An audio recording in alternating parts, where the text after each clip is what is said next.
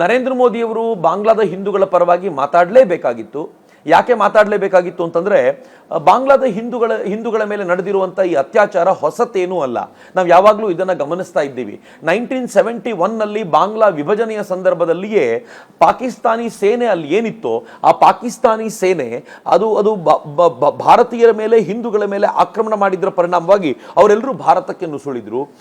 ಆಗಲಿಂದಲೂ ಕೂಡ ಈಗಿನವರೆಗೂ ಕೂಡ ಅಲ್ಲಿರುವಂಥ ಕಟ್ಟರ್ಪಂಥಿ ಮುಸಲ್ಮಾನರಿಗೆ ಸಾಫ್ಟ್ ಟಾರ್ಗೆಟ್ ಯಾರು ಅಂತಂದ್ರೆ ಹಿಂದೂಗಳೇ ಟಾರ್ಗೆಟ್.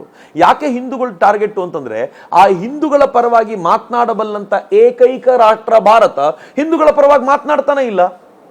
ಇಲ್ಲಿಯವರೆಗೂ ನಮಗೆ ಶೇಖ್ ಹಸೀನಾ ಆಪ್ತವಾಗಿದ್ದ ಮತ್ತು ನಮಗೆ ತುಂಬಾ ಹತ್ತಿರವಾಗಿದ್ದಂಥ ಒಬ್ಬ ಪ್ರಧಾನಮಂತ್ರಿ ಆಗಿದ್ರು.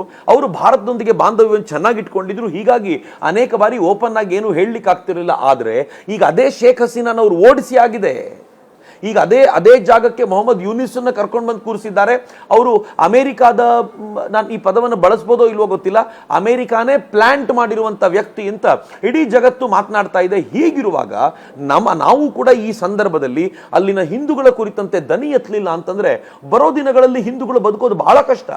ಬಹಳ ಜನರಿಗೆ ಗೊತ್ತಿಲ್ಲ, ಪಾಕಿಸ್ತಾನದಲ್ಲಿ ಹಿಂದೂಗಳಾಗಿ ಬದುಕಿದ್ದಾರೆ ಅಂತಂದ್ರೆ ಅವ್ರು ನಿಜಕ್ಕೂ ಹುಲಿ ಸಿಂಹಕ್ಕೆ ಸಮಾನರು. ಯಾಕೆ ಅಂತಂದ್ರೆ ದಿನ ಬೆಳಗಾದ್ರೆ ಯಾವುದೋ ಒಬ್ಬ ಮುದುಕ ಮುಸಲ್ಮಾನನಿಗೆ ತರುಣ ಹಿಂದೂ ಹೆಣ್ಣು ಮಗಳನ್ನು ಅಪಹರಿಸಿಕೊಂಡು ಹೋಗಿ ಮದುವೆ ಮಾಡಿಕೊಡುವಂತ ಘಟನೆಗಳನ್ನು ದಿನ ಬೆಳಗಾದ್ರೆ ನಾವು ನೋಡ್ತೀವಿ.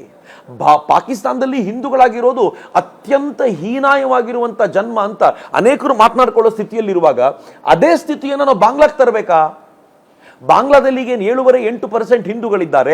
ಅವ್ರಿಗೆ ಸ್ವಲ್ಪ ಶಕ್ತಿಯನ್ನ ಈ ರಾಷ್ಟ್ರ ಕೊಡುತ್ತೆ ಅಂತಾದ್ರೆ, ಅಥವಾ ಇನ್ನೂ ಒಂದು ಹೆಜ್ಜೆ ಮುಂದೆ ಹೋಗಿ ಹೇಗೆ ಬಲೂಚಿಸ್ತಾನದಲ್ಲಿ ಇವತ್ತು ಪಾಕಿಸ್ತಾನದ ವಿರುದ್ಧ ಪ್ರತಿಭಟನೆ ನಡೀತಾ ಇದೆಯೋ, ಪಾಕಿಸ್ತಾನದ ವಿರುದ್ಧ ರೆಬೆಲಿಯನ್ಗಳ ಆಕ್ಟಿವಿಟಿ ನಡೀತಿದೆಯೋ, ಹಾಗೇನಾದರೂ ಹಿಂದೂಗಳ ಕೈಗೂ ಕೂಡ ನಾವು ವೆಪನ್ಸ್ಗಳನ್ನು ಕೊಟ್ಟು ಅವರಿಗೆ ಬೇಕಾಗಿರುವ ಟ್ರೈನಿಂಗ್ ಕೊಟ್ಟು ಬಾಂಗ್ಲಾದ ವಿರುದ್ಧ ಅವರು ಸಿಡಿದೆದ್ದು ನಿಲ್ಲುವಂತೆ ನಾವೇನಾದರೂ ಮಾಡ್ಲಿಕ್ಕೆ ಸಾಧ್ಯ ಆದರೆ, ಯಾವ ಬಾಂಗ್ಲಾದೇಶ ನಮಗೆ ಮುಂದೊಂದು ದಿನ ಕಿರಿಕಿರಿ ಆಗಬಲ್ಲದೋ ಅದೇ ಬಾಂಗ್ಲಾದೇಶ ಎರಡು ಭಾಗ ಮಾಡಿ ನಮ್ಮ ಮತ್ತು ಬಾಂಗ್ಲಾದ ನಡುವೆ ಒಂದು ಬಫರ್ ಝೋನ್ ಕ್ರಿಯೇಟ್ ಮಾಡ್ಲಿಕ್ಕೆ ನಮ್ಗೆ ಸಾಧ್ಯ ಆಯಿತು ಅಂತಂದ್ರೆ ಬಹಳ ಒಳ್ಳೆಯದು. ನಂಗೆ ಗೊತ್ತಿದೆ ಕನಸು ಬಹಳ ದೊಡ್ಡದ್ದು, ಇದು ಸಾಧ್ಯವಾಗುತ್ತಾ ಇಲ್ವಾ ಅಂತ ಅನೇಕರು ಅಂದ್ಕೊಳ್ತಾರೆ. ಯಾಕೆ ಸಾಧ್ಯವಾಗಬಾರ್ದು? ನೀವು ನಮ್ಮನ್ನ ಒಳಗಿನಿಂದ ನಾಶ ಮಾಡ್ತೀರಿ ಅಂತ ನೀವು ಪ್ರಯತ್ನ ಪಡೋದಾದ್ರೆ, ನಾವು ಪಾಕಿಸ್ತಾನಕ್ಕೆ ನುಗ್ಗಿ ಹೊಡಿತೀವಿ ಅನ್ನೋದನ್ನ ನಾವು ಸಾಬೀತು ಮಾಡಿರೋದಾದ್ರೆ, ಬಾಂಗ್ಲಾದೇಶ ಈ ತರದ ವಾರ್ನಿಂಗ್ ಕೊಟ್ರೆ ಅವರಿಗೂ ಕೂಡ ಇದೇ ಕೆಲಸ ಮಾಡ್ತೀವಿ ಅಂತ ಹೇಳುವಂತ ಒಂದು ಛಾತಿ ನಮಗೆ ಬೇಕು. ನರೇಂದ್ರ ಮೋದಿ ಅವರು ಆಗಸ್ಟ್ 15ರ ಭಾಷಣದಲ್ಲಿ ಇದನ್ನು ಮಾತಾಡಿರೋದು ನನಗನ್ಸುತ್ತೆ ಒಂದು ಸೂಕ್ಷ್ಮವಾದ ಸಂದೇಶ. ಇದು ಬಾಂಗ್ಲಾದೇಶಕ್ಕೆ ಎಚ್ಚರಿಕೆ ಅಂತ ನಿಸ್ಸಂಶಯವಾಗಿ ಅನ್ಸುತ್ತೆ. ಐ ಥಿಂಕ್ ಭಾರತ ಮಾಡಬಹುದಾಗಿರುವಂತ ಒಂದು ಒಳ್ಳೆಯ ಕೆಲಸ ಇದು. ಆ ಕೆಲಸವನ್ನು ಇವತ್ತು ಭಾರತ ಮಾಡಿದೆ.